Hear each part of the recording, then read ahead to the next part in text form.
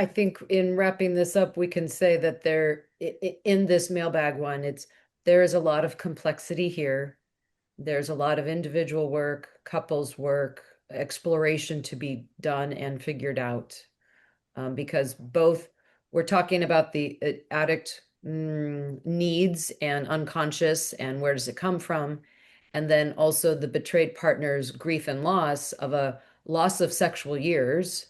And this is one of those examples that, it's a perfect example of why betrayal with sex addiction is so different than being in a partnership with an alcoholic or Yeah. drug user or something, because this is the sexual impact on another person by someone else's addiction, So this is a very complex one. And so I hope both those wonderful people are doing the work and have good people to help them.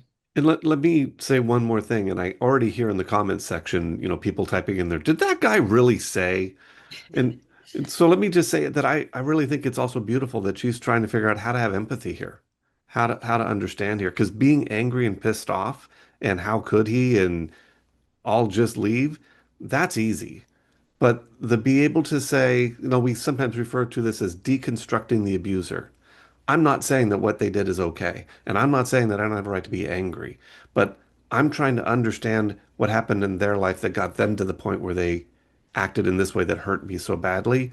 And so I need to let myself heal, but I'm trying to understand everything that led up to this situation that hurt me so deeply and sort of this partner leaning in and trying to have empathy, which does not mean that what she went through was okay.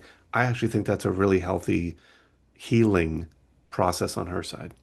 Well, And I also just want to add one last thing that I just where we started, I can see how much more incredibly painful that is. So trying to understand it, yes, that's super healthy and helpful, but there's also this like, you mentioned earlier, Tim, that the drive we have to connect and how human that is and innate. Yeah. And this poor betrayed partner has been trying to connect and not getting that, and how devastating that is mhm. to have that experience. I just want to re-emphasize that as we and close. it, and my thought is that there needs to be the right intervention for him.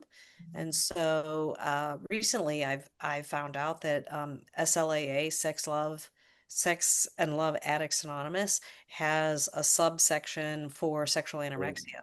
Right. And so I've recently had some people go to that meeting, which is very different than the Sex Addicts Anonymous meeting. So just wanted to put that out there. Okay, so caveat. I love what you just said, Wendy. Thank you for sharing the subset and the information. You use the terms sex anorexia, sexual Sexual anorexia. anorexia. Yeah, which is a term we haven't yet really gone off and described and such. And so I want to, like, that's part of what got us going earlier, is being careful with that term. What does that term mean? What does that term, because it means different things to different people. And so as listeners, if you heard that term and it caught your ears, I just want to caution some exploration of what that means for you and what that means for your person and what that means for the 12-step organization. Well, and it's something that people can just check out, right? Like with any 12-step meeting, it's like, you go to a meeting, you hear what other people are saying. You either say, "Oh my gosh, I totally relate to what other people are saying. This is my meeting, this is my group," or you go, "Man, no, I gotta, kind of keep looking."